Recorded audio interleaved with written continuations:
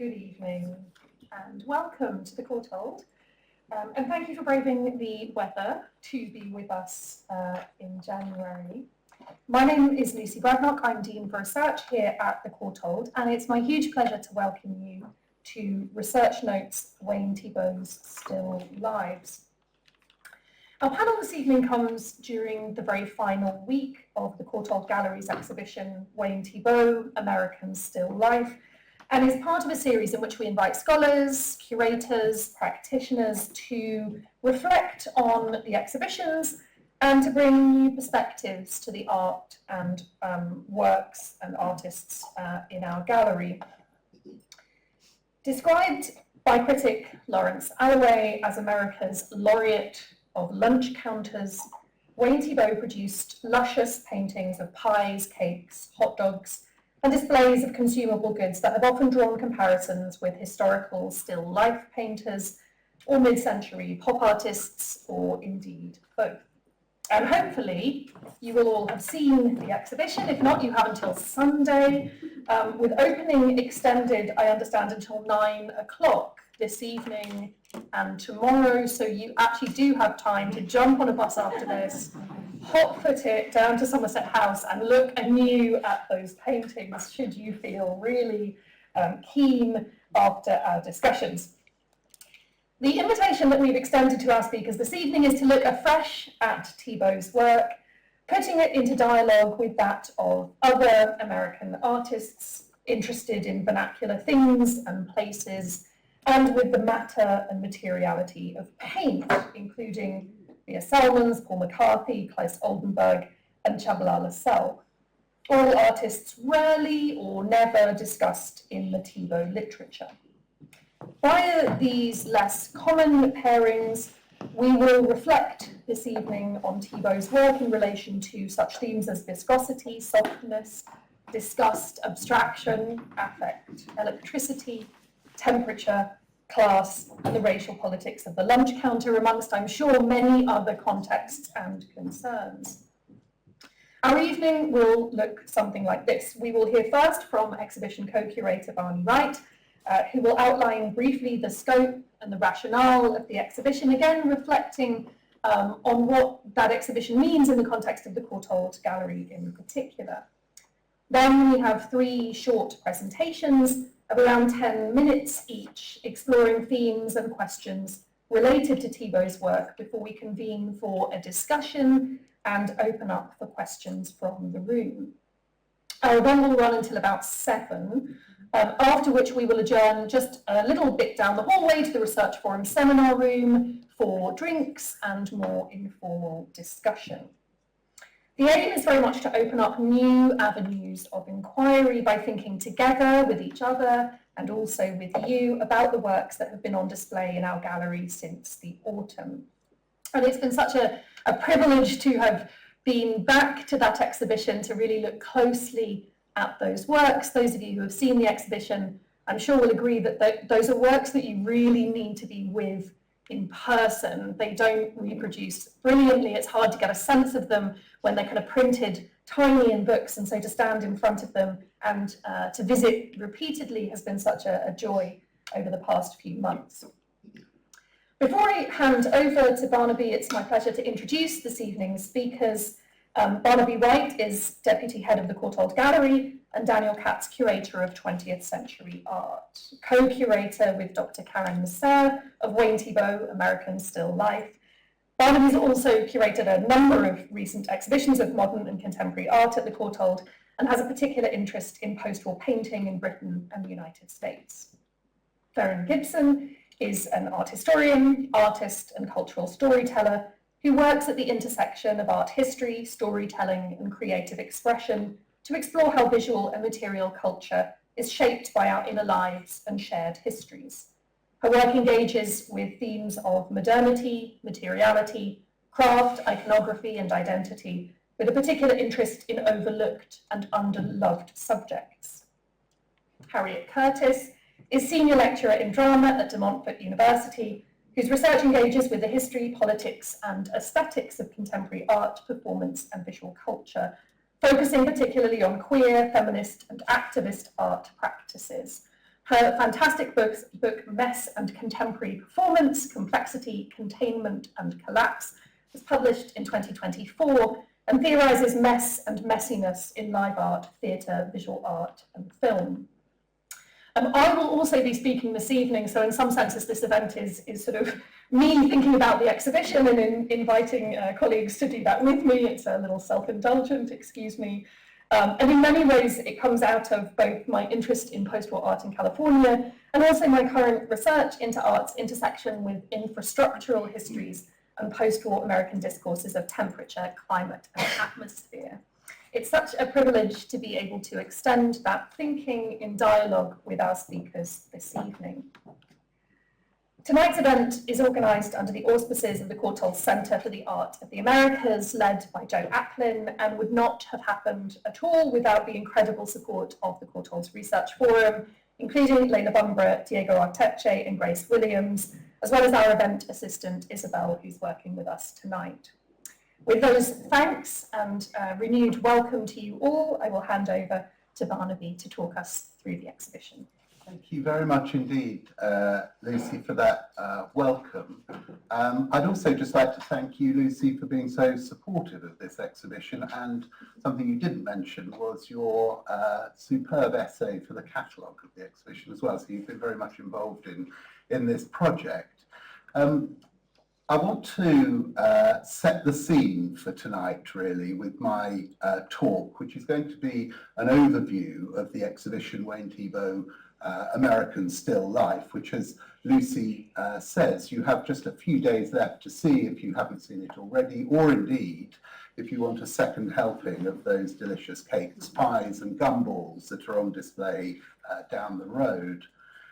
Staging an exhibition of Thiebaud's work at the Courtauld Gallery had long been an ambition. It seemed remarkable that Thiebaud, a significant figure of post-war painting in the United States, had never been the subject of a museum exhibition in the United Kingdom, and that his work scarcely features in museum collections here. The British Museum has a fine group of 9 prints, and I'm very glad that Stephen Courtauld from the British Museum is here tonight. It was he that put that collection together, principally. And the Courtauld Gallery is the only collection to have a drawing by Thiebaud, which is in the exhibition. There are no paintings represented in UK museums. That alone is no reason to stage an exhibition, of course. The motivation was the qualities of the works themselves, that once you do get in front of a great painting by Wayne Thiebaud, like this, it's such an unexpectedly captivating experience. And one of the pleasures of staging this exhibition is knowing that that has been the experience for many people I've spoken to who've come to see the exhibition at the Courtauld. Shows we mount at the Courtauld are always tightly focused and typically home in on a particular aspect of an artist's oeuvre. In this case, given that for many visitors, this exhibition would be their first encounter with Wayne Thiebaud's work, we wanted to be able to look deeply, but also to introduce him as an artist more broadly.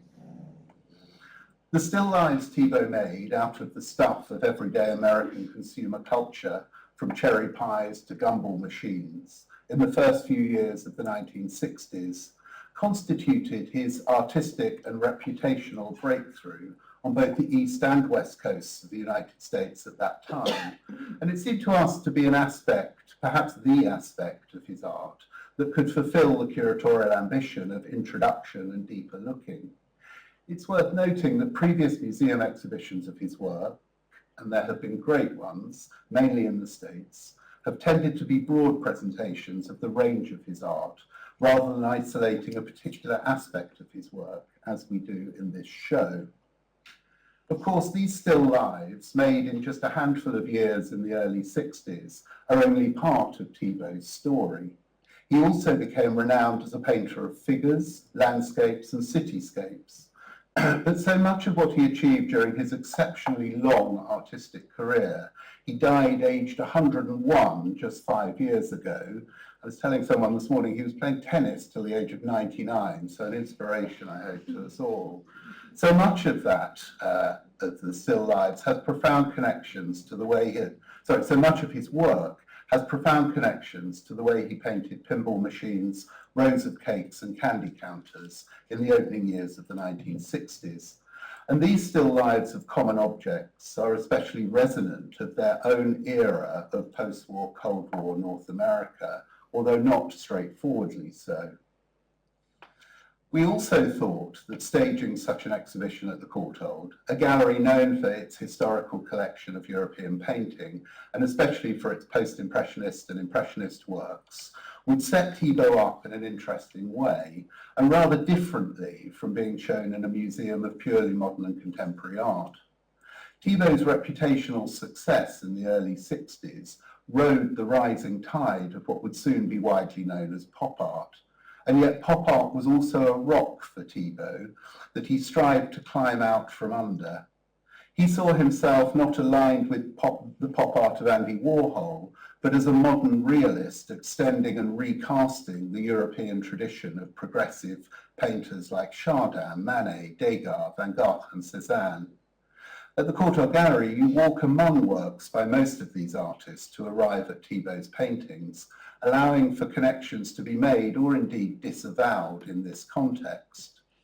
Thiebaud's proclaimed and perceived traditionalism was an important aspect of his reception in relation to his contemporaries of the pop art era. On the surface, the story we tell in the exhibition is a sort of American dream of modern artistic success. We begin with Thiebaud in the latter part of the 1950s, trying to find a way of painting everyday subjects to which he was inextricably drawn: shop counters, pinball machines, penny sweet dispensers. His painterly style, agitated, scratchy, unsettled at this point. A trip in 1956 from his home and studio in Sacramento, California to New York to meet the leading abstract expressionist painters there would prove transformative. Thiebaud told of how Willem de Kooning made him realize that he was in danger of merely making, quote, the signs of art, imitating an expressionistic style that wasn't authentically his. The opening of the new decade of the 1960s saw Thiebaud finally achieving a painting style that was palpably of his own making. Although his new painterliness was not out of tune with some other artists, especially on the West Coast and in the Bay Area, between 1961 and 1962, paintings of a hitherto unrealized lushness and fluency flowed from Thiebaud's brush. His favored subjects from diners, delis and store counters became chromatically bold and vibrant and set off by lines of unexpected colors. The strongly lit forms of his objects were isolated against spare backgrounds, casting deep shadows like little monuments in the sunlight or actors on a stage illuminated by a follow spot. In the middle of this creative breakthrough in 1961, Thiebaud returned to New York, taking a stack of his still lives, his new still lives, with him. He recalled how he was turned away by every commercial gallery he approached, until finally he visited the up-and-coming dealer Alan Stone. Stone initially turned him away too, but couldn't get those pies and hot dogs out of his mind, and gave him a solo show the following year, 1962. Stone hung the paintings 2 and 3 deep, as you see here, in installing it at the top, in dense groupings like stacking shelves. To their great surprise, the exhibition was an overnight success. MoMA was among the museums that bought works, as did a host of private collectors. And indeed, one of the paintings in the first room of the Courtauld exhibition, Hot Dogs, shown here, remains with the family who bought it from that first Alan Stone exhibition. The larger part of our exhibition opens onto major still lives that Thiebaud made over the next 2 or 3 years. Some of them works that were shown in various solo and group exhibitions that made his name in the States during that time, including shows that helped lay the foundations of pop art, such as Walter Hopps's new paintings of common objects at the Pasadena Art Museum in 1962, and Lawrence Alloway's 6 Painters and the Object and 6 more at the LA County Museum of Art in 1963. The monumental painting Cakes, now in the National Gallery of Art, Washington, that commands attention in the Courtauld show, was one of the Thiebaud works in the 6 more exhibition. It's been interesting to discover that responses to our exhibition have often replayed and extended something of the range of responses by those who discussed Thiebaud's work in the early 1960s. Back then, critics could not agree on whether paintings such as cakes or Boston creams, shown here, their painted frosting piled high, should be considered critiques of modern American consumer culture and its eating habits, or whether Thiebaud was in fact drawing out an unexpected beauty from the gaudily decorated foods of everyday commercial counters. Are these still lives eliciting desire or disgust? Was this a brash and superficial way of painting to match its subject matter? Or should we be seeing something akin to the profundity of Chardin's copper pots or the apples of Cézanne? Thiebaud as the laureate of the lunch counter, as Laurence Alloway had it. That quote's too good to not repeat, I'm afraid. And to what degree are these paintings slices of truly American life of the 1960s? Thiebaud, who painted largely from his memory and imagination, often manifested objects that were slightly old-fashioned, difficult-to-place Americana. His lever-pull pinball machines and candy counter bins are closer to those of his youth in the 1930s and 40s than they are to the electric pinball wizardry and pre-packaged supermarket shelves emerging in the 1960s. A certain nostalgia, sometimes warm and delightful, sometimes rather cold and unsettling, underwrites Thiebaud's still lives. But whose nostalgia is this, and from what vantage point? We were keen to include examples of Thiebaud's graphic work across a range of media, from drawings, pastels and watercolours in the main exhibition to his printmaking practice, which comprises a separate display in our drawings gallery. Our intention was to underscore the importance of graphic work for Thiebaud, for its own sake, in relation to his approach to painting, and as a through line from his earlier career as a cartoonist, illustrator, and commercial art director. It should be remembered that Thiebaud's artistic breakthrough at Alan Stone's gallery was not the story of a young artist bursting onto the art scene. Thiebaud was 41 in 1962 and had already had a career in commercial art before turning to painting. Thiebaud held commercial artists of different kinds in very high regard. He valued especially how a good advertising artist could conjure an image of exceptional graphic power, as he put it, and immediacy using concise means. Surely part of the complex affect of Thiebaud's paintings comes from the interplay of his instincts as an illustrator and those of a painter. That is to say, Thiebaud pushes the graphic clarity and distillation of his still life objects so far into the medium of paint, modelling them in viscous pigments, carving them into their backgrounds and amping up their chromatic intensity, that we are left sometimes processing feelings of excess, of things overstated. But more often, I think, we're beguiled by how brazen, yet sensorially effective, Thiebaud's painterly illusionism is. Like an illustration in some magazine advertisements, Thiebaud sets his objects in a sort of no place, an extreme close-up of a setting, or an interior we can't fully believe in or inhabit. If these were actually advertisements, we might know where we stand, but as paintings we feel a certain sense of estrangement in front of them, even as we mentally categorize them as still lives.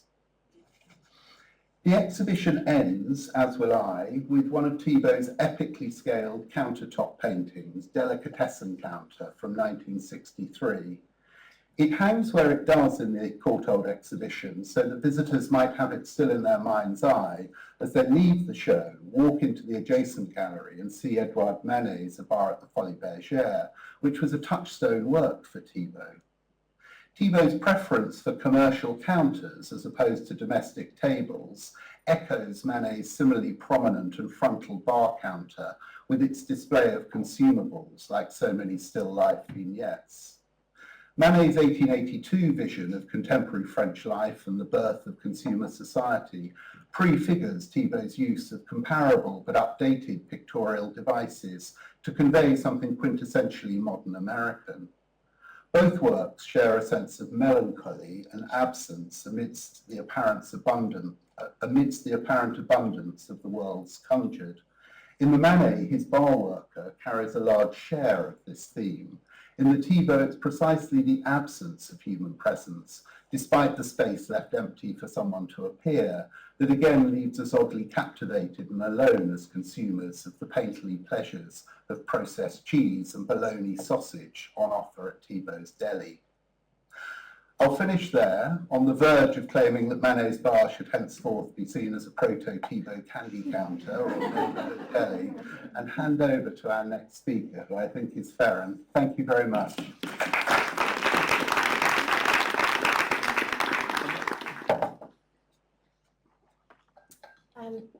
So the conversation around Wayne Thiebaud's practice and how it might be categorized is interesting to me, because his work has long been framed in one way or another in relation to pop art.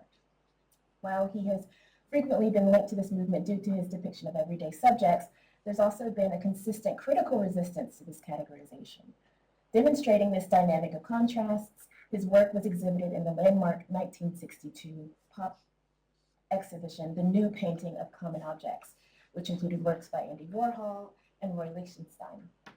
Even then, a contemporaneous art forum article by John Copeland singled out Thiebaud as an anomaly within the group. And he wrote about Thiebaud, the sense of crisis precipitated in Lichtenstein's paintings is totally missing in Thiebaud's paint act. Thiebaud's art is a coincidence. He lacks the guts and the total commitment of the others in the groups. The anguish of the situation is not well enough reflected. He titillates rather than creates a distillation that can either lead to or bear the heart of the issues. It's a bit harsh. Copeland's cutting critique points to one of Thiebaud's key points of differentiation from his pop contemporaries, which he chooses to frame as a shortcoming, but is more fairly understood as a divergence in approach. The main cohort of pop artists were critically exploring concepts of consumerism and the expansion of the post-war middle class, often employing imagery that amplifies these themes or uses processes that emulated mass production.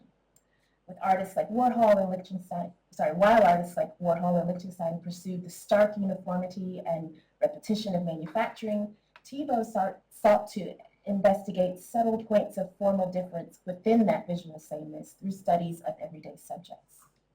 His painterly focus on the objects led him to use thick, expressive strokes, at times recreating the effect of toppings in his application of impasto.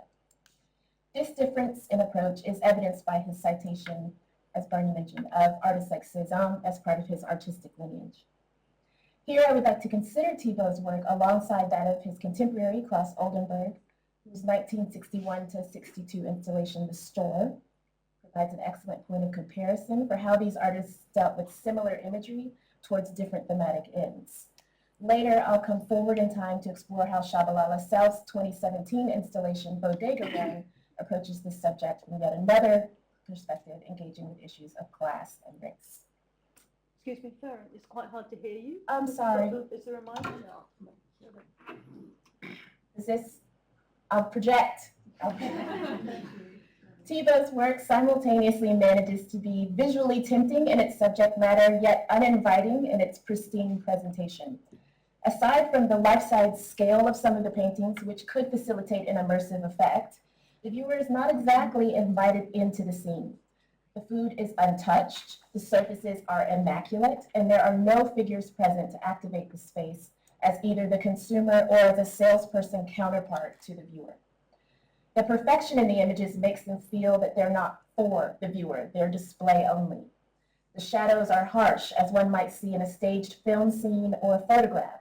The manner of display, coupled with the isolated feel of the works, bears a kinship, to me, with Hopper's representations of America, with the depictions of empty cities and melancholy figures. That wistfulness can also be observed in Thiebaud's paintings, such as Peppermint Counter, which evokes a bygone era through its reference to the penny candy bins of his youth, the artist's youth. Let us contrast these works with sculptures from Claes Oldenburg's The Store. Pastry case 1 is filled with shining painted pastries with lumpy textures and slightly unnatural colors. The case and the plates are objects that would actually be used in a deli, and yet the overall effect is a grotesque caricature of what one would really encounter. Where Thiebaud's pastries look good enough to eat, Oldenburg's provoke hesitation. In another crucial difference, Oldenburg's pieces were activated by the viewer in their original installation presentation. The artist, Oldenburg, filled a downtown Manhattan store with sculptures of common items and operated it like a shop. He served as the shopkeeper, and people were able to purchase from the displays. In visiting the store, viewers and collectors become browsers and shoppers, and were thus subsumed into the installation experience. The value of Oldenburg's experiment did not lie strictly in this novelty, but also in his democratization and deglamorization of the art buying process, rendering it a more mundane and transactional experience. In a text from Documents from the Store, Oldenburg wrote that America is, this is him speaking, okay, bourgeois down to the last death tail, and argued that art criticism championed bourgeois values. He aimed to challenge this by making charged objects and not capital A art, rejecting the sanctity of the gallery in favor of the banality of a retail space. Towards this aim, he placed his objects in a store, which he defined as a place full of objects, as a way of asserting their objecthood. We can see how both Thiebaud and Oldenburg focus on the objects and champion everyday subjects, but Oldenburg does this to challenge inherent value systems within what he views as a bourgeois scene. Where Thiebaud's work is a study of objects, Oldenburg's is more convincingly understood as a study of social behavior via objects. In situating these works in a shop context, he also comments on the underbelly of growing consumerism at the time. His Pepsi Cola sign, featured here, was also in the shop, and it presents a grotesque version of a well-known brand and a common shop fixture, which I think illustrates this idea quite well. Moving to Tschabalala Self's 2017 Bodega Run installation, we see a more contemporary exploration of the shop environment. Self, who grew up in Harlem, bases the installation on the bodegas found throughout New York City, particularly in Black and brown neighborhoods.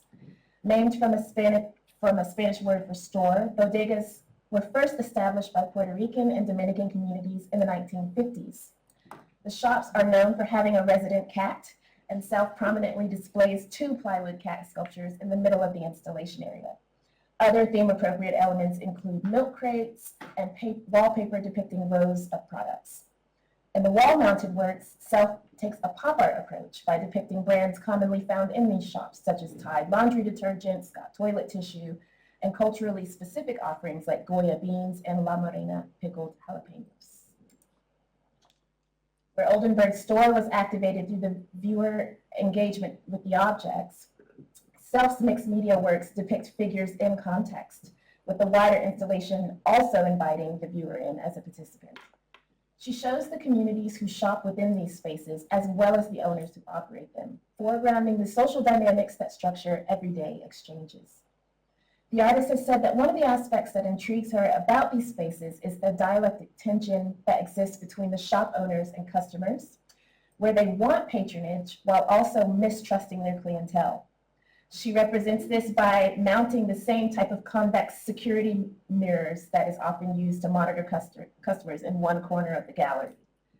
Bodega cashiers are also often behind protective plexiglass as well, and Self alludes to this by employing the material in the Keeper figurative series you see to the right. Oldenburg's store mocks consumer culture by inviting the customers in to participate in a kind of farce, where Self highlights the hypocritical social politics of spaces where customers are seen to be both welcome and kept at a distance. Thiebaud and Oldenburg's works belong to worlds of excess and access, where Thiebaud presents an abundance of unattended treats and Oldenburg facilitates tongue-in-cheek transactions with a bourgeois audience. Moreover, the foods depicted by both artists are largely non-essential, pleasure-oriented items. There's a sense of plenty underlying these works. They occupy worlds of expendable income and luxuries. Self's bodega environment, by contrast, centers a place in which many carry out their primary food shopping as well as buying snacks. Some bodegas are the only grocery options within food deserts and offer limited options for fresh or healthy food. This disproportionately affects low-income communities, with food poverty in the United States falling most heavily on Black and Hispanic households.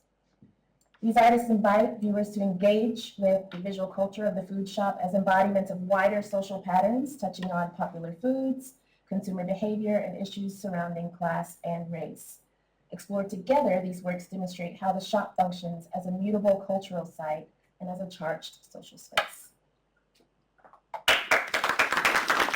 Thank you so much. Already I can see some interesting crossovers between our looking at Thiebaud. So my interest this evening is in placing Thiebaud in conversation with the artist Vija Celmins to think about temperature and climate in those commercial spaces that Theron was outlining. In 1964, the Los Angeles-based artist Vija Celmins produced a group of paintings that depict everyday objects drawn from her Venice studio, Venice, California. A hot plate, an electric frying pan, a portable heater, as well as an electric fan, a table lamp, a television.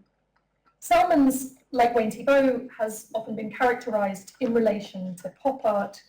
Though like Thiebaud, she had at best an ambivalent relationship with that movement as it emerged in the United States in the early years of the 1960s.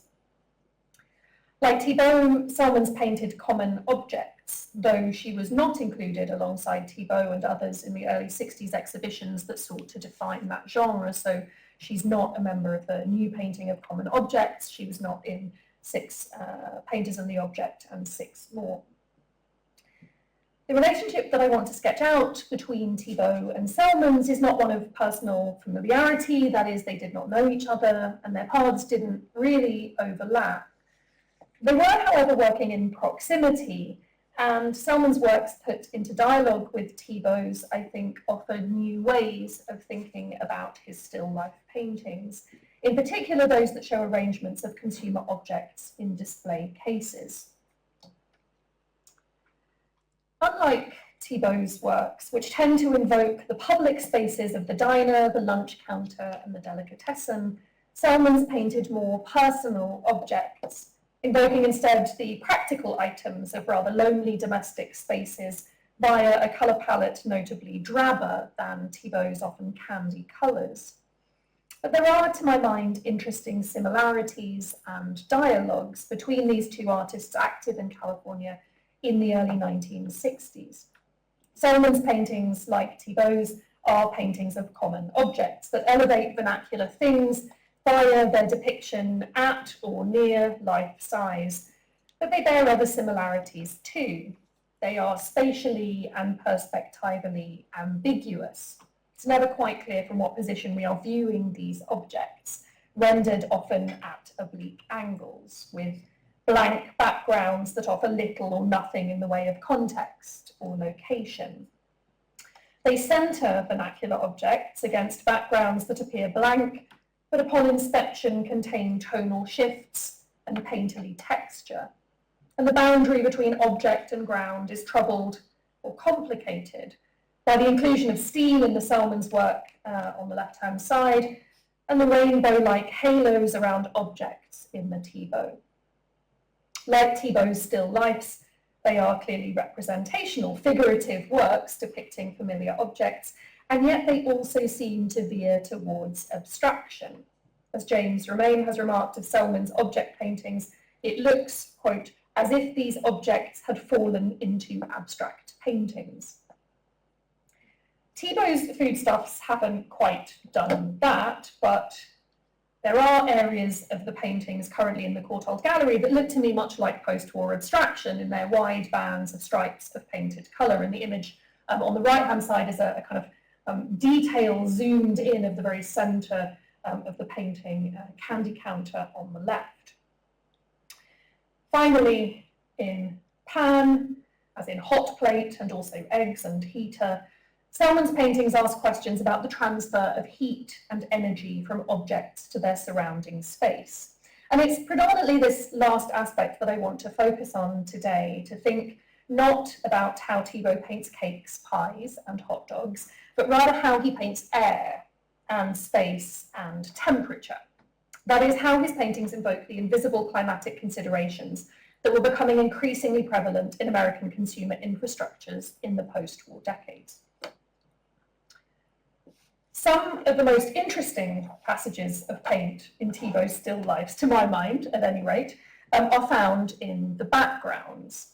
Far from being empty, these large blocks of colour vibrate with energy. Objects outlined in colour are further delineated. It's close up here.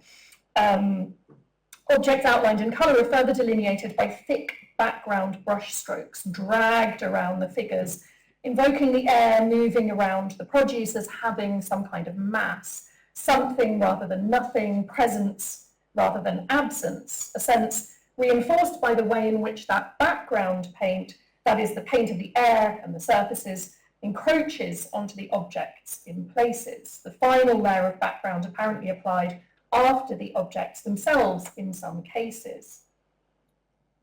Set alongside Celmins' hot plate, in which a faint light band above the glowing ring indicates heat rising, and rough edges suggest that that transfer of energy radiating from the object as a whole to disrupt both its boundaries and those lines that delineate surface and space, we might think about Thiebaud's backgrounds also as active spaces in which air carries energy and interacts with the objects on display. Thiebaud was attuned to the ways in which consumer lighting, designed to heighten the visual impact of products from candied apples to diamonds to used cars, could produce visual effects of the kind that we can observe in some of his paintings. In a 1962 artist statement that was published with the title, "Is a Lollipop Tree Worth Painting?"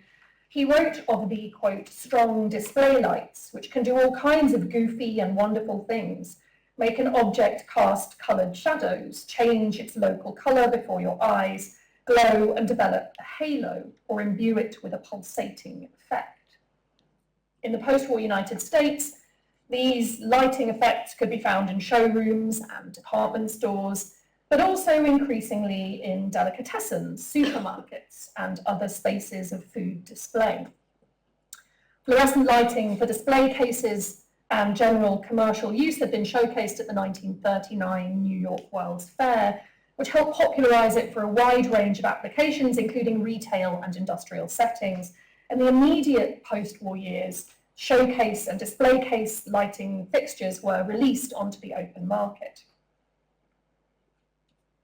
In the same essay, Is a Lollipop Tree Worth Painting?, Thiebaud also highlighted the climatic zones prevalent in post-war consumer spaces, characterized by what he described as an ultra-clear, bright, air-conditioned atmosphere that might be stirred up around the objects and echo their presence. Thus, temperature as well as light could bring about atmospheric effects that might be rendered in paint that swirled around objects in indoor settings and glass display cases. American commercial refrigeration boomed with post-war growth, with innovations including self-contained refrigerated units for shops, produced by companies like Carrier, who styled themselves weather makers in their multiple industry advertisements.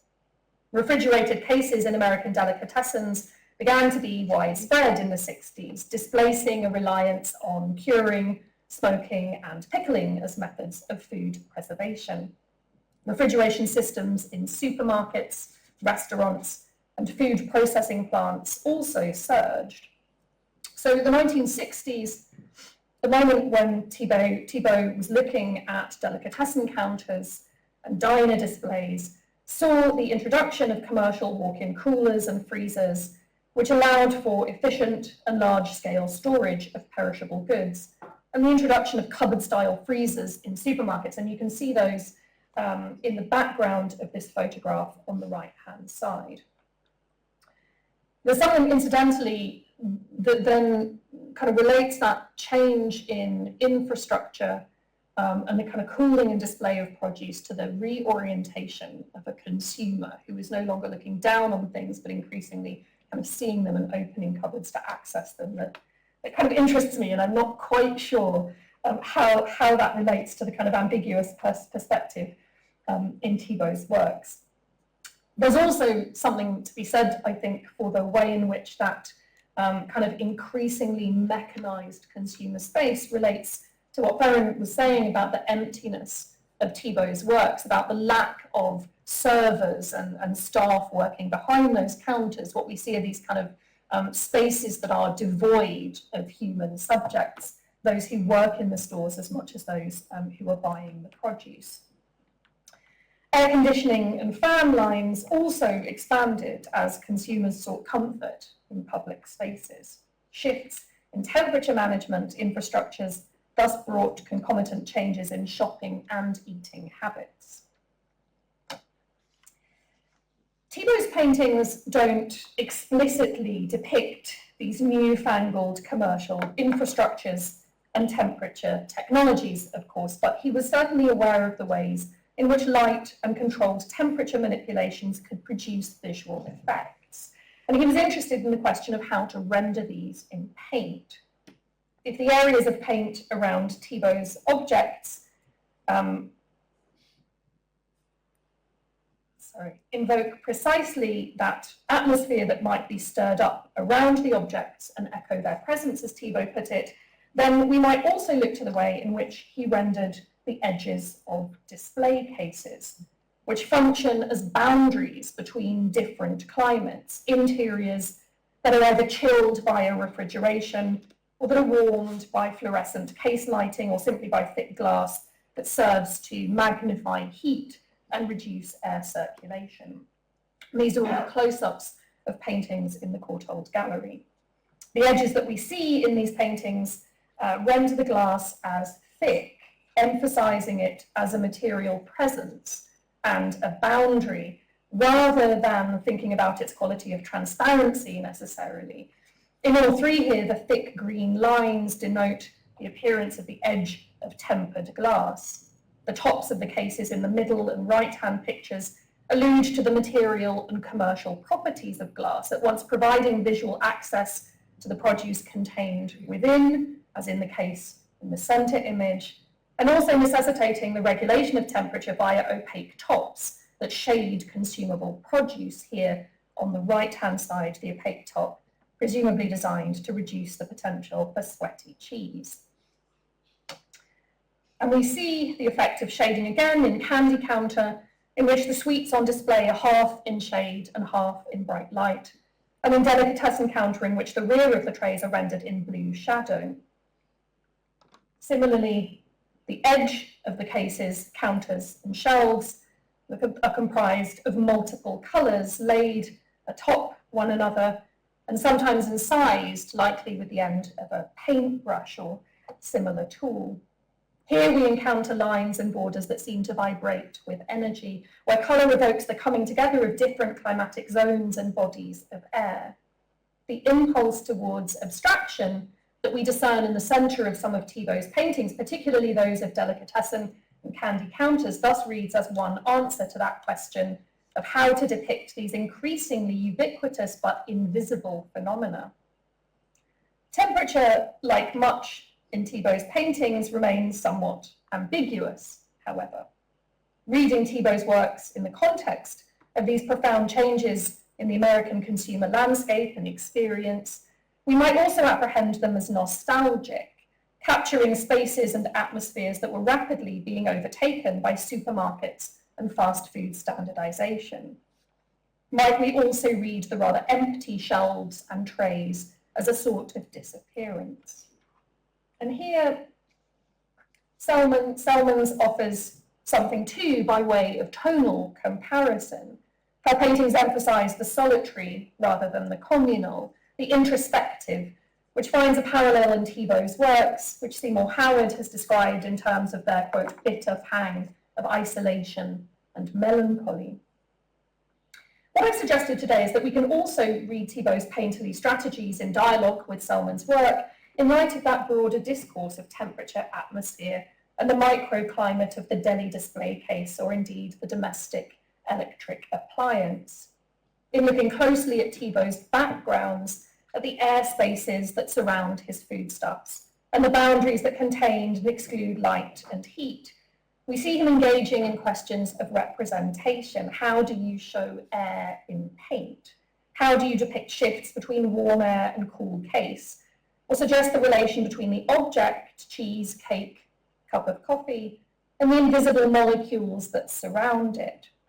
Framed like this, Thiebaud's curious relation between figure and ground, and the odd tension between still objects and dynamic paint strokes, takes on a new quality, one that brings objects and paint into play with air, atmosphere, and affect.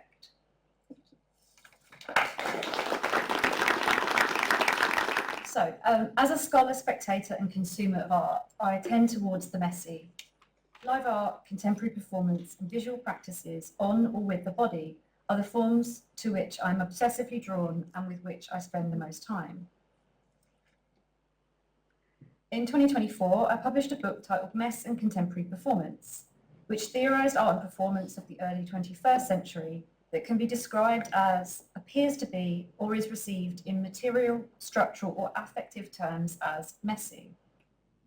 These are some examples of the performances that I explore in the book. The terms mess and messy have proved useful in describing not only performance, but a range of affective, aesthetic, and political experiences and states of being. My proposal is that the spectacle of mess in performance can be read as political, and that the performance of mess can be expanded outwards into readings of political, economic, and social life. Ultimately, I argue in this book, mess is central to how societies function and through which subjects are constituted, shaped, and policed. One artist whose work is certainly messy, but which somewhat predates the scope of my book, is American artist Paul McCarthy, whose performances, videos, and installations were the subject of my PhD thesis and some of my early career research. There are some key connections between McCarthy's work and the paintings of Wayne Thiebaud, not least their engagement with iconic consumables of American culture, hot dogs, sugary treats, and condiments, and their use of thick, viscous materials, paint, among other things, to represent or challenge consumer culture, and indeed the consumption of art itself. Thiebaud, of course, applies paint to canvas, sometimes using a knife to apply thick layers as if he was spreading the frosting onto his cakes. McCarthy, meanwhile, applies and manipulates materials in relation to his own body, and in an approximation or parody of the archetypal action painter or abstract expressionist, uses parts of his own body to apply paint to other surfaces, for example in works like face painting Floor White Line from 1972. However, whilst the somewhat pristine edible items of Thiebaud's paintings are perhaps divorced from the bodies that produce and consume them, McCarthy's performances recode the productive and the pleasurable into something distinctly unpleasurable, compulsive, and for his audiences difficult to stomach. In his performances, objects become co-performers, flesh and meat are interchangeable, as are bodily fluids and condiments. The aesthetics of excess, mess, and chaos are trademarks of McCarthy's art.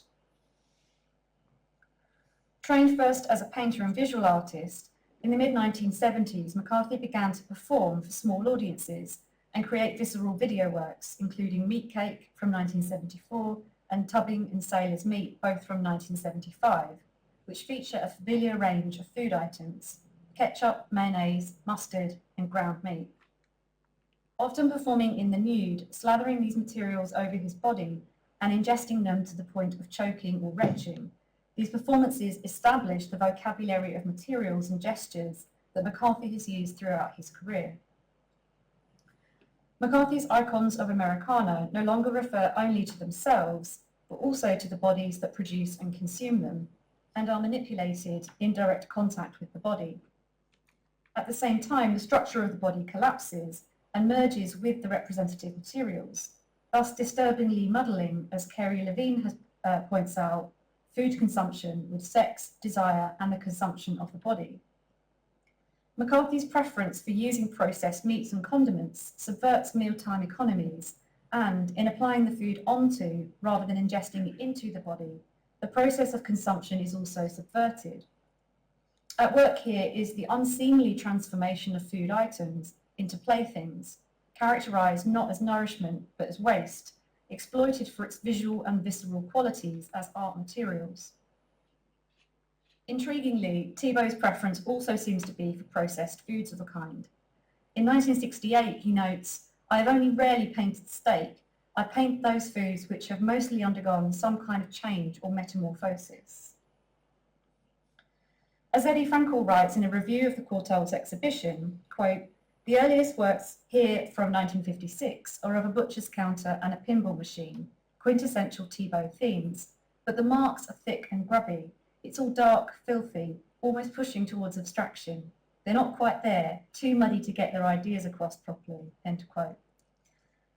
Meat Counter is also cited elsewhere as a vehicle for mapping Thiebaud's artistic evolution, a transitional phase before arriving at more luscious and, importantly, still thick, but now more beautiful and precise painting style of the cakes and deli counters of 1962 and 63. The not quite there-ness of the meat counter perhaps refers both to the painting style, loose, somewhat expressionistic, and subject matter, giving Thiebaud's preference for food that has been transformed, metamorphosed, in other words, processed, rather than ingredients in their purer form. It is in depictions of the serialized, manufactured, and individually portioned food that Thiebaud's subject matter and painting style come closest to being interchangeable.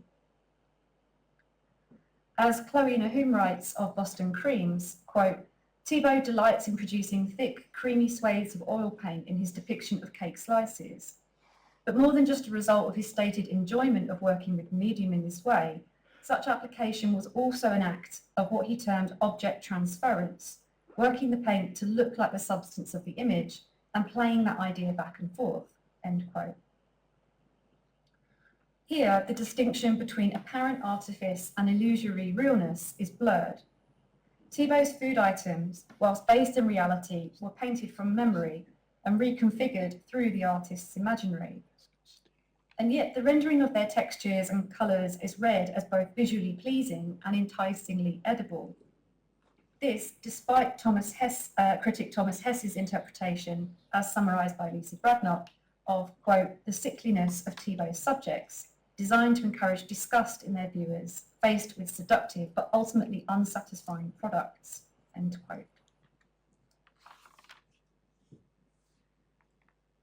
Central to the messiness of McCarthy's performances is their destabilisation of reality and fantasy.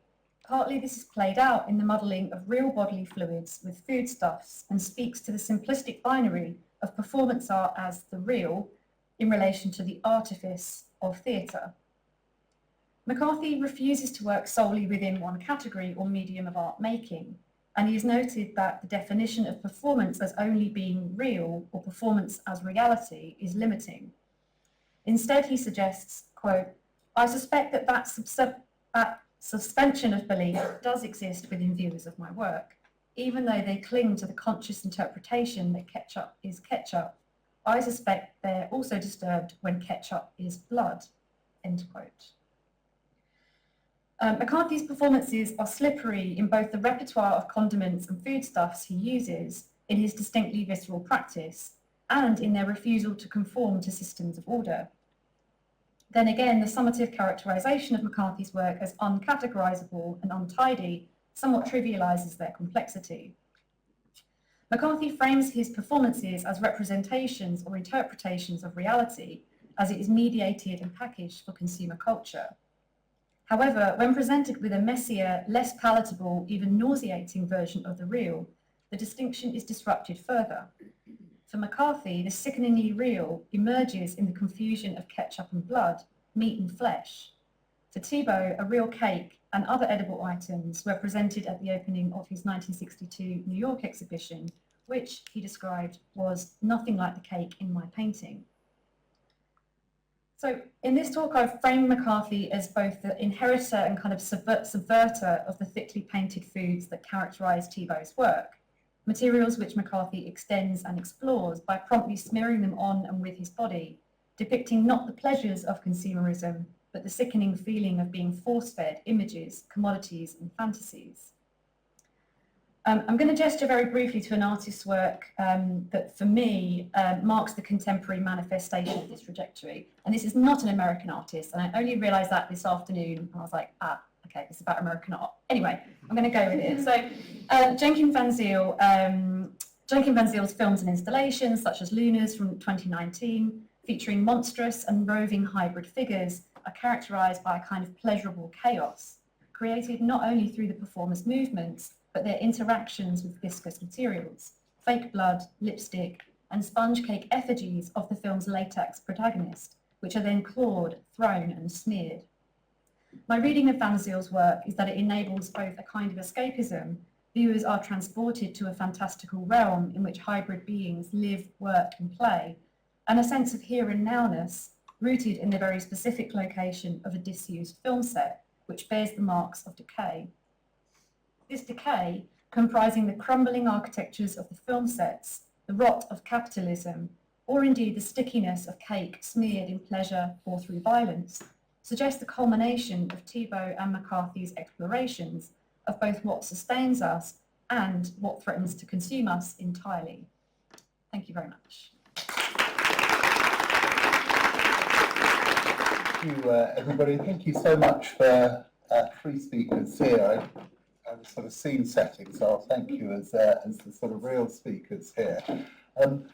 We have got about 25 minutes or so, and what we thought was it would be nice to open a discussion in the room and take some questions. I think there's a microphone that goes around. I'm not sure. Yes, so I wonder if I could invite some questions or thoughts or reflections. Jo had her hand up before I'd finished that sentence. So Thank you. I really enjoyed that. Thank you very much. My question is quite general to maybe all of you, but I suppose it was is this on? It's triggered by Lucy's paper. I just increasingly think now, I'm getting ready to start teaching my course on American art next week, like how useful pop art is even as a category now. Like we didn't really talk about pop, and as the years go by, that category keeps getting emptier, doesn't it? Because we find other ways, and it just shows categories don't really help. But I really wonder about pop art. Like, is he a pop artist? Is it a helpful term at all for what we're looking at? Thank you. I've got thoughts about that. Is this on? Yeah. One of the things that I write about in the exhibition catalogue actually is the kind of way in which even in the early 60s people didn't really know if that was a useful term. And what we imagine as early pop art exhibitions are filled with things that now don't look how we expect pop art to look.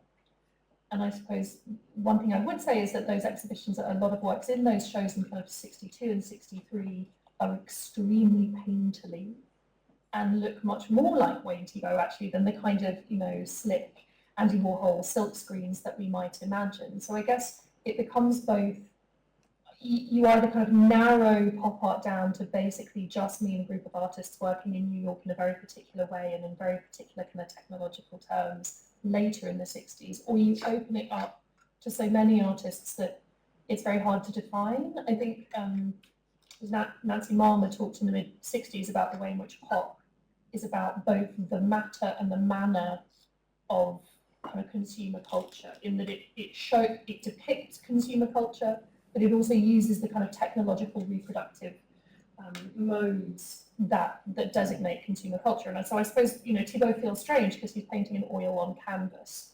And so already there's a kind of a slight disconnect there. I sometimes think the question of whether he is or isn't a pop artist is one of the least interesting questions really to ask about his work, because it kind of forecloses so many other associations that he's making.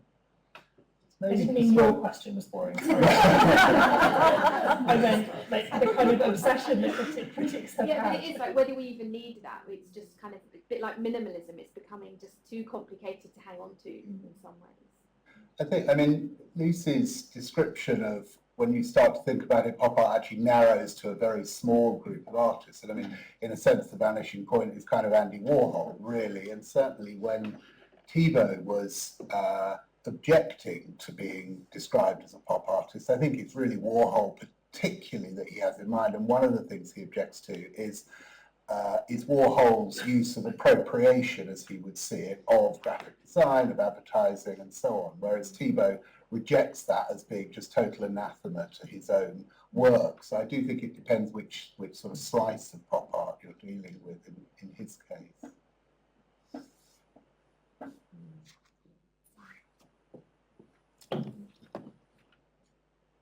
Brilliant papers. I wanted to ask about this continuous kind of invocation of nostalgia, which everybody brings up, but for what? And then it kind of asks for what?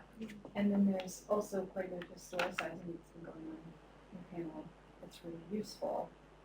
I love the reference to Hopper, both in terms of the image, but also historically, and pointing out that there's like an evacuation of those spaces, and likewise, what was so helpful about the Tschabalala Self comparison is making me understand, oh, these aren't just grocery stores, these are like mom and pop small businesses. In Dialogue with Lucy, thinking about refrigeration, cooling, and push towards conglomeration in grocery stores, particularly in California, makes me think that this is really about the 30s.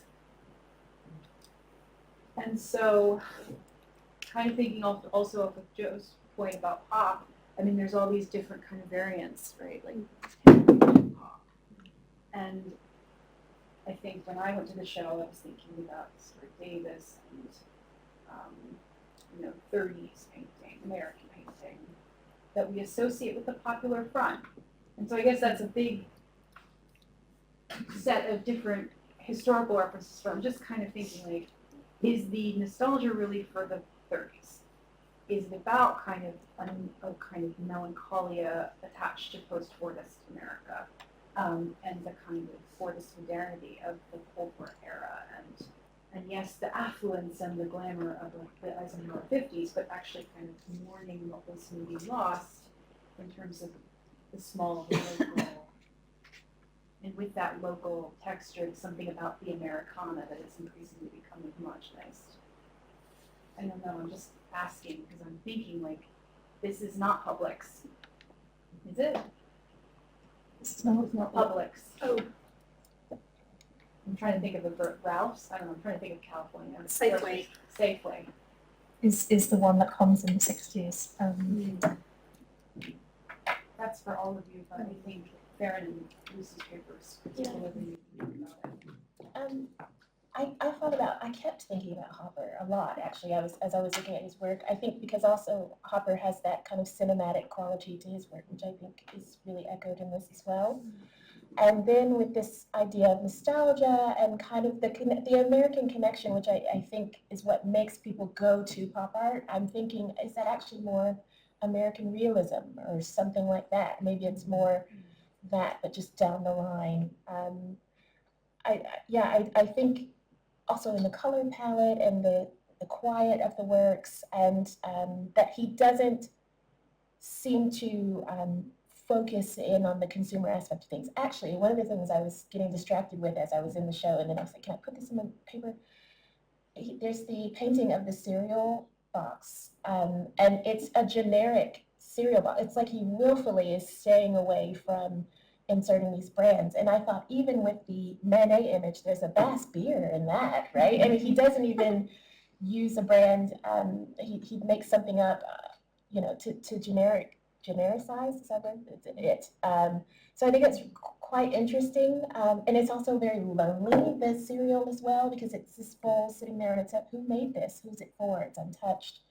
So yeah, I had a lot of thoughts around those kinds of things. I lost track of where I was going. But. Yeah, it's interesting that pinball picture, the early one, also has that Coke bottle in the background, and that's sort of, he then just leaves that alone and never returns to that, so it's the same with the stick. Yeah. I think that question of the local, that term kind of went through my mind a lot as I was in the exhibition, because it does absolutely feel like, these, and I suppose there's another, without meaning to kind of push a Warhol comparison, but Warhol is invested in supermarkets. and these are, yeah, absolutely kind of local lunch counters. And I think that transition from a moment where you have produce that is kind of served to you by someone behind the counter to this moment where you're kind of, opening the refrigerator door and pulling out your own kind of branded produce in a supermarket is really significant.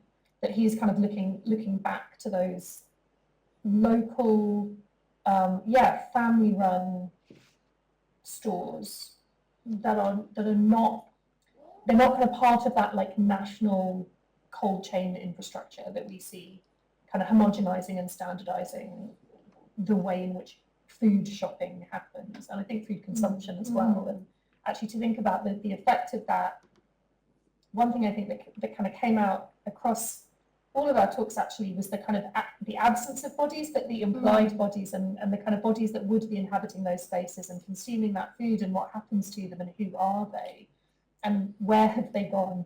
And so I think that kind of emptying out, which yes is nostalgia, but is also a kind of shift in the physical experience of being a consumer in America, maybe. And this is a change that, in terms of these shops shifting to bigger stores, this is a change that's happening around the time that he's doing these paintings, where these bigger stores are coming in. If anyone likes podcasts, there's an episode of 99% Invisible where they talk about, where it's so interesting how these stores systematically come in and displace these smaller mom and pop shops. So he's probably seeing this happening around him. There's this longing for a day when you could go to a Five and Dime and get a bunch of candies, and that's kind of dying out. Yeah. You get a really good account of that on like local nostalgic Facebook pages. So the Sacramento ones are wild. Well, it's funny because now, especially post-COVID, I think people are coming back around to, I want to shop at my local butchers. I want to, go to all these stores on my little local high street and shop in that way rather than big shops. Yeah. But it's really interesting what you were saying, Harriet, sort of slightly resists that very straightforward narrative of nostalgia, doesn't it? Because it's not, because these are processed foods. These are not the kind of, they don't feel like sort of nutritious, homemade things. And so I think there's always that tension that it's not straightforward, and maybe that's sort of the point, that sense of nostalgia for the kind of local and the sort of something that resists consumerism is at once this kind of almost sickly, processed thing. And I think that, it's not an easy kind of narrative of nostalgia, I think. I was just thinking in really simplistic terms about the fact that Thiebaud is painting from memory, and that is in itself feels like nostalgia. Like it might be nostalgia from seeing something yesterday, but it's still a sort of like a memory that's like funneled through the imagination, that's funneled through this sort of like, well, the human machine, I suppose, the painting machine. But also an idea that I was playing with when I was preparing the paper was, like people buy like a McDonald's meal and then keep, like, people have like kept McDonald's meals for like decades and it doesn't change, like it doesn't decay, or it doesn't sort of, because it's so preserved. I don't know if it's real or not, I might be being tricked by social media, but like it doesn't look nice, but it looks somewhat edible still, because it could be from yesterday or it could be from 40 years ago. So I don't know, something there around preservatives and like preserving for the future, and also kind of hankering for the past, or I don't know. So I was just thinking, they're all the same, but there are slight differences. They haven't yet been branded, and there's no branding, there's no packaging. Except they're Thiebaud branded. Yeah. Obviously, I know. So not like the Warhol. Thing. Yeah. It's not like advertisements and brands and labels and packaging. Is it? One thing that kind of kept coming up in everyone's presentation. Sorry, I can't hear you in the microphone. It's just being really bad today. Sorry. Okay, sorry. One thing that kept coming up in everyone's presentations for me was the idea of deserts, because obviously this is in California. Obviously Sacramento is in Northern California, but it's incredibly dry, and Joan Didion writes in her kind of Death Valley essay about when she's in the desert and the air conditioning breaks down and it's 119 degrees Fahrenheit and she puts ice cubes in front of a fan and just lies down and kind of gives up. And I think that there was something both in the absence but also in the idea of temperature and the air getting to a point of solidity and like objectification itself that just kind of kept coming up, especially seeing how the paint surfaces push against each other and have their own kind of atmospheric pressures. Yeah, I think the air of the desert kept coming up. When I first put my PowerPoint together, I had as a final slide one of Thiebaud's landscape paintings of orange groves, which also for me kind of invoked that Southern California heat, but then also the kind of, the sort of maybe the easy nostalgia and kind of trickery of that mythology. But something that you said, Barney, also reminded me of that sense that these are, in that candy counter, I can't remember quite how you put it, we have those objects that become almost actors on a stage set, or kind of little outcrops in a kind of desert-like landscape. And I think emptiness does really pervade a lot of these, even as they give us those rows and the kind of repeated slices of cake. And it's again a tension, isn't it, between abundance and emptiness, which, yeah, I mean, there's a wonderful way of reading that in terms of the kind of mythologization of the American West and the desert and the idea of orange groves, but at the same time, the kind of empty spaces, and maybe pushing that analogy too far. But yeah, somehow the cake counters and the orange groves felt like they were doing similar things in my mind.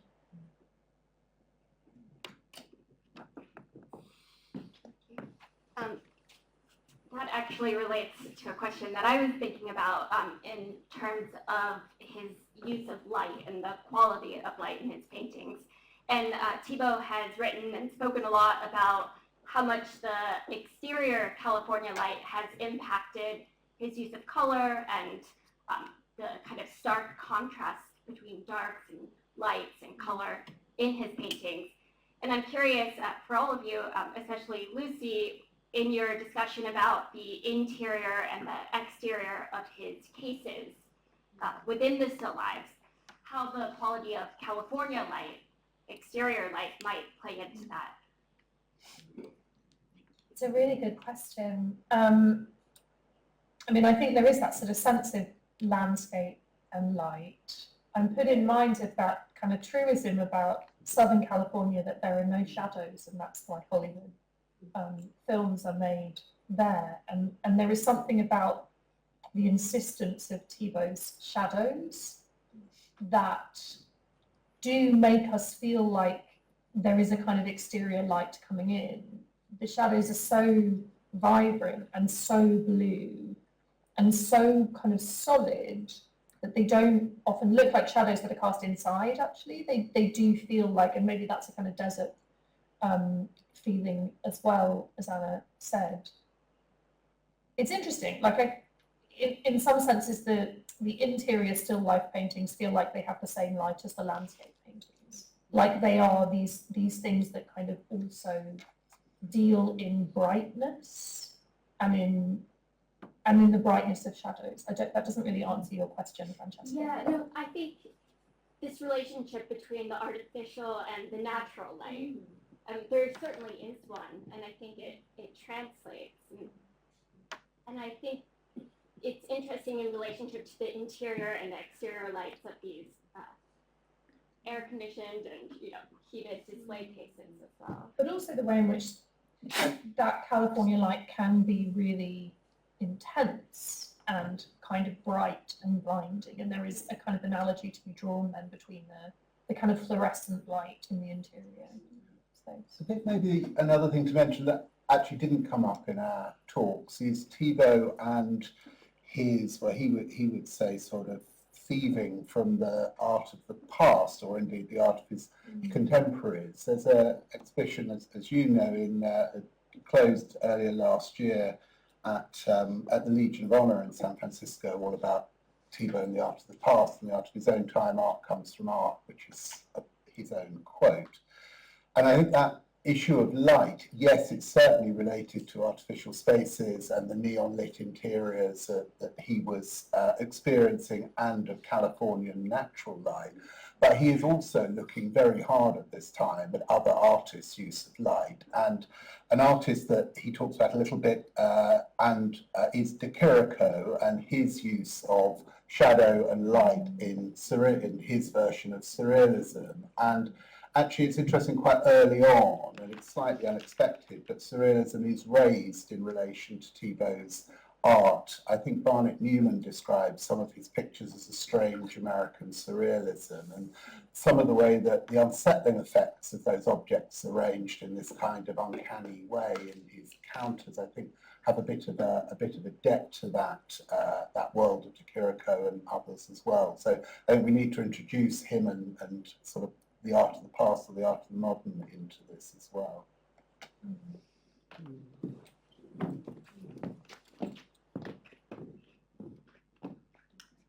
Thank you so much. I just wanted to kind of continue. You brought up decay a couple questions ago, and that discussion and Claes Oldenburg made me think of the work of a contemporary artist named Kathleen Ryan, who makes these monumental fruits and vegetables with semi-precious stones that are also decaying, so kind of aestheticizing decay. And I was wondering if you could discuss maybe if you feel like decay is inherent in Thiebaud's work and in the examples that you brought up in each of your presentations, especially because it's food and this whole idea of refrigeration and displaying food as well. I was thinking when looking at Thiebaud's paintings and thinking that they're it's a good thing they're painted from memory and not from real life. I don't know how long it takes to paint his paintings. I'm not a painter, but I liked the idea of thinking about the subject matter decaying in the painting, kind of capturing it at its best. It's most plump and pert and juicy, but that to some extent is almost a kind of too muchness of perfection or precision. And there's something, I guess I started my paper thinking about, like, why am I drawn to work that's messy or that is dark and kind of excessive or whatever? And there's something curiously intriguing, I suppose, about the sort of too plumpness of the cakes and things like that. I don't know. That's just kind of some thoughts, not really. And it's interesting how some of those early critics, those pictures do genuinely elicit this sense of disgust, that they are just so over the top in their frosting.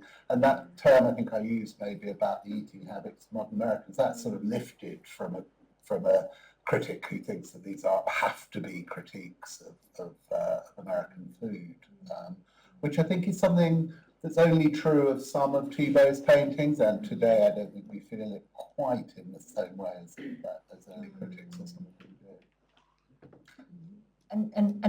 This is kind of related to decay, but also about kind of gluttony and excess. I was thinking particularly about how each so pies and cakes are kind of portioned, so nobody can have too much, or the gumballs are one at a time.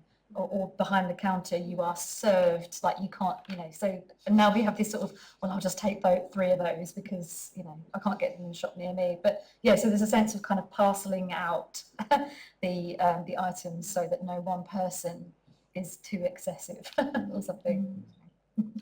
I think for me, very loosely on the Oldenburg works, they're not decaying, but they are grotesque. I use that word a couple of times, and I think that is an interesting comment in terms of how he's framing the types of people who are buying art and going to galleries at the time, and his frustration with this scene. And then to, when you think about later Oldenburg work, it's quite pristine, it's quite perfect looking.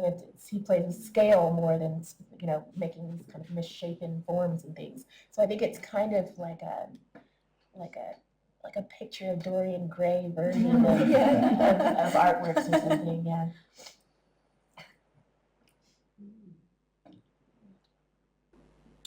A few more minutes. Question. Another question. Just ask one question or someone else. Oh yes. Give somebody else a chance if they have. Any others? Just a friend of mine who saw the show was reminded of, or thought about Diebenkorn in the abstraction of it. Is there any? Can anyone say anything about that connection? About what? Sorry. Diebenkorn, Richard Diebenkorn? Diebenkorn. Yeah, I mean, they were friends. They, in a sense, have kind of parallel careers in a way. I mean, it's interesting. We were talking about this the other day.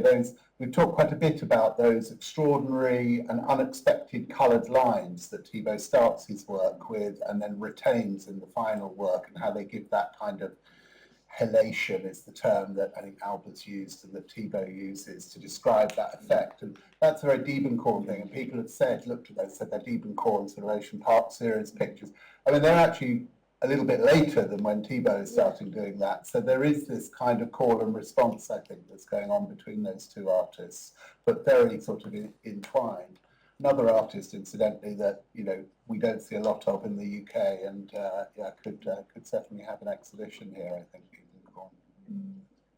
I think there's also, I mean, that way in which Diebenkorn's landscapes sort of hover between representation and abstraction. And there's actually the work in the Courtauld show that reminds me most of Diebenkorn is called Serial, and the way in which the lines of the table don't quite make sense as a table and really feel like a kind of vertical, abstract, Diebenkorn-y landscape. But I think absolutely that moment that it kind of is both a landscape and also an abstract painting, both an image of a table and also an abstraction, I think, feels very akin to the kind of work that Diebenkorn's doing. I've yet to see the show. I'm about to go and see it. A treat in store. A couple more questions there. Thank you very much for your contributions. I was wanting to ask whether the connection between Wayne Thiebaud and Ed Ruscha, both from the West Coast, both use and explore the use of food. I'm thinking here of Ed Ruscha's News, where he goes into a department store, to a grocery actually in London, and just buys a whole heap of stuff, and then starts to mash them all up and use them as ingredients, these ingredients, to print his works. But also the fact that objects are often placed in a space. They're very obvious everyday objects like floating, suspended, might be exploding cheeses and that sort of thing.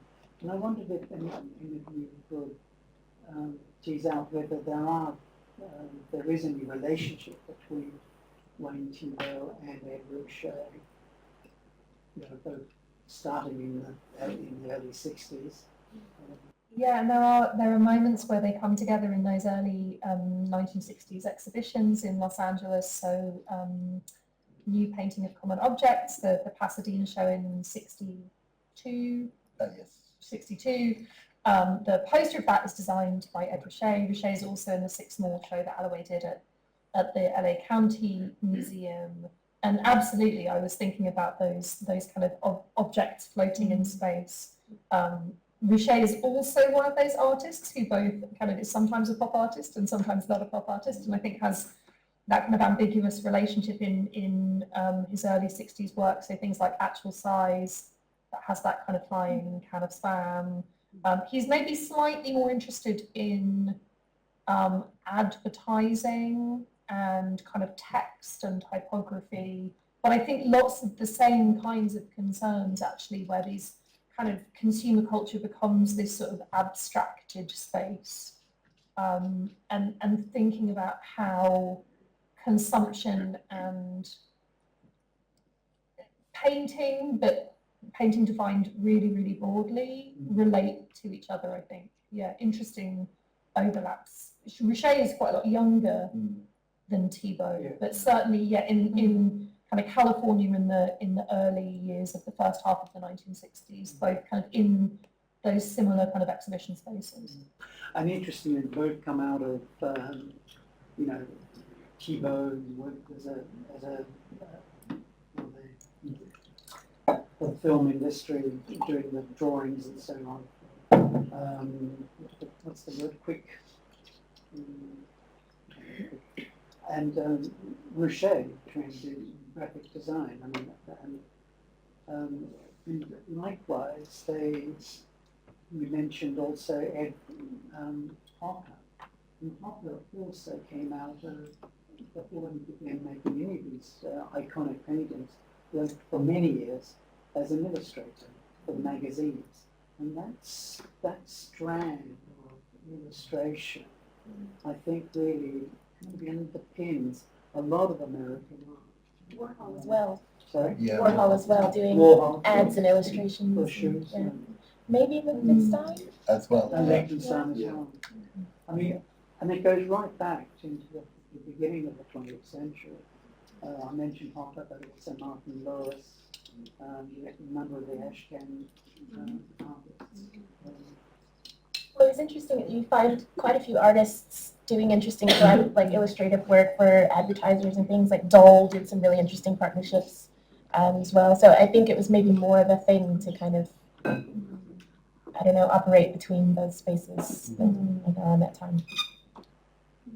We mentioned Hopper quite a lot. I mean, it's worth just noting that that wasn't lost on some of those first critics in the early 60s who made that connection and a through line to a kind of Hopper and precisionism of an earlier few decades. It's certainly one of the touchstones that they had. Is there a last couple of questions? Oh, things are really heading up now. Okay. So maybe we'll take these three questions, shall we, that we have hands up and then draw to a close. Thank you.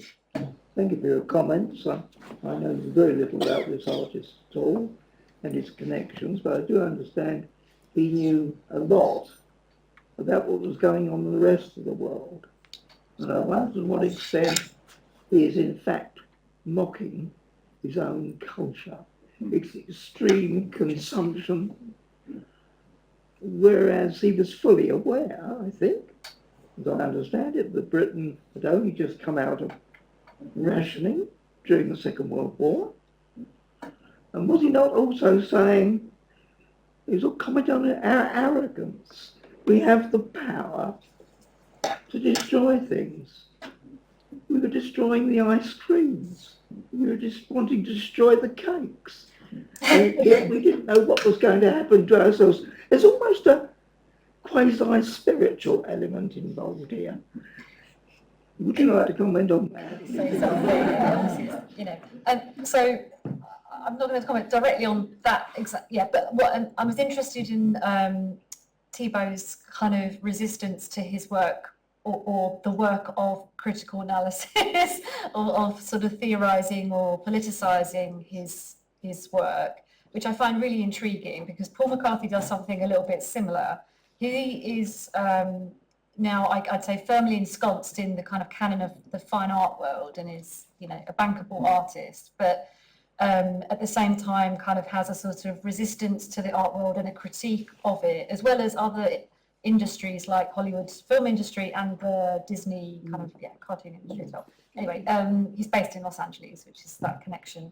And I think I'm interested in both the idea of Thiebaud's work or any work as a critique or a challenge, but also when the artist is so resistant to those readings, what that does or says to the ownership over those images.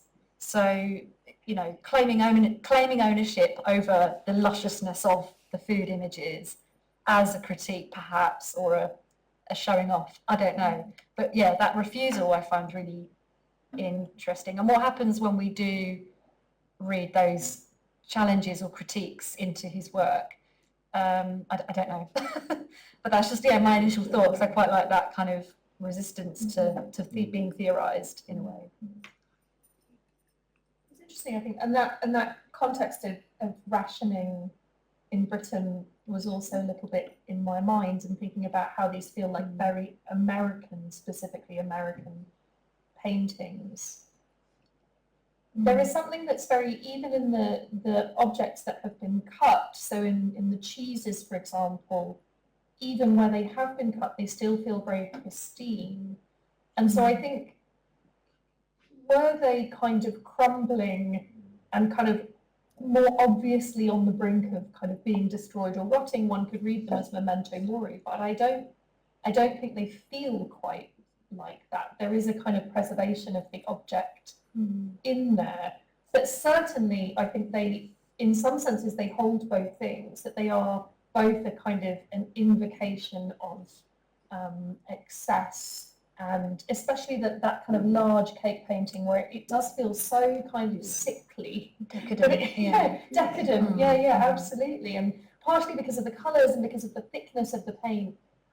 So I think it does sort of hold that, but I don't know if it's straightforward critique, because it also feels like a kind of celebration somehow. And so I think the kind of ambiguity is what's really powerful about them, that they can kind of hold both or all of those different readings. And I think that's why critics, I mean, in the 60s, but since, have really kind of struggled to put them in a category, because they're not clearly kind of really deeply political criticisms. They're not, the kind of glorious celebration that sometimes we see in pop-up. Then it's sort of hard to know, because they feel they're kind of beautiful, but they're also a little bit repulsive, and they're kind of unsettling, and they're nostalgic, but they're also quite empty and lonely. And so I think that feels like the kind of power of it. But for sure, I mean, the consumer landscape in the States is so different from Europe at that moment. I did have I had a thought along these lines that I couldn't follow in the paper, but I kept having the thought as I was walking the exhibition, Stepford Wives, it's like this perfect presentation of something. It's almost the promise of America. It's the promise of what is available to you, to be had, the dream, but actually that isn't really there. So it's kind of that tension between, there's this idea in America that if you work hard enough and bootstraps and all that, then you can get to this point that actually isn't genuinely available to everyone. And so it's kind of, I think that tension plays in that kind of pristine, perfect presentation, but actually it's not for you, and you can't have it, and no one's here to give it to you, and there's something interesting there. So I think we have two more hands up, one down here and maybe one up. 2 quick points. One, delicatessen. Just grab the mic, sorry. Thank you. Sorry, thank you. Just 2 quick points. One, the delicatessen. The delicatessen is really important if you come from abroad, isn't it? Where you can get cultured foods that you can't easily get. So in a certain sense, you could say it's a sort of a mirror against America. America's built on immigrants and so on and so forth. That's that one thing. The other thing is, if you think of the lines of cakes, it's the opposite of Henry Ford, isn't it? Any colour, as long as you can have any colour card, as long as it's black. So much of that is almost a sort of spoof of advertising in a certain sense, the background he comes from. So it's a sort of an American dream turned another way. Thank you. Yes, please. Thank you very much. That was very interesting. And I come to this as a totally non-academic appreciator of art, and I haven't seen the show because I wanted to know whether I want to see it. It's certainly whetted my appetite. But I come to appreciate art, like whether it's music, art, theatre, performance art, and I always find there's two things. On the one hand, I will appreciate something for the physical prowess or the technical artistry, but at the end of the day, I think what's really important to me is how does it make me feel? That's what I'll remember years later. So I'd like to know from each panel, how does so I can only judge from what you've shown me, I don't know anything else, and I don't know it in 3D. How does it make you feel? for me, just seeing these images is a bit of a paradox because, you know, it's images of things like cake and candy, and it should make me feel really happy. And I felt very sad and lonely. And maybe it's the absence of figures. I mean, some of them are almost like Mary Celeste, you know, it's like, so just how does his work make you feel? That's a really good question to end on, and one that I'll ask Farron to answer first. Okay, great. Well, I think I've expressed that it has a kind of loneliness to it. And it's not just that there's no figures, there's not even a crumb or like a hint of anything, you know, it's really devoid of people. So I think, on one hand, I do feel a sense of nostalgia, though I didn't really experience this America, but I recognize it. It's almost like you absorb it into, like, I think this is part of my makeup as an American, even if you don't really do it.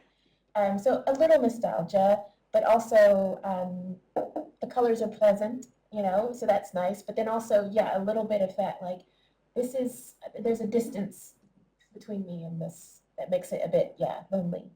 Yeah.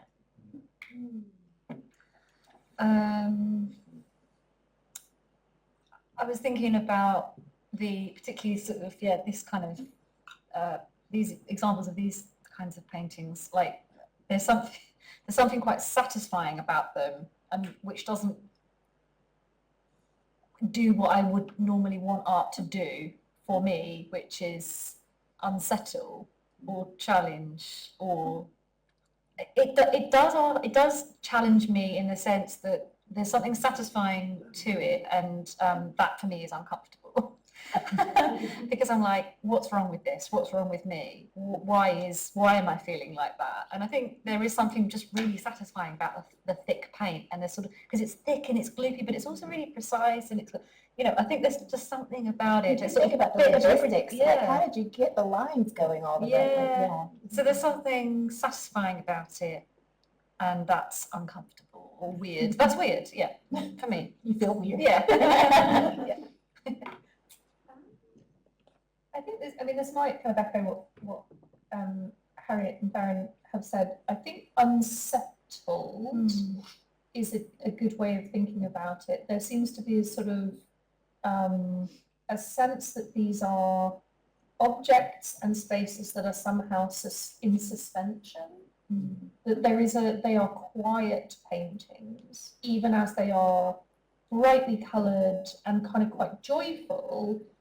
And I think that sort of, that tension between the kind of joyful nature of them, or the appealing nature of them, and the kind of loneliness and the emptiness, for me feels like a kind of state of suspense or suspension, like a waiting, like a waiting for someone to return, a waiting for something to play out, and these things are kind of paused somehow.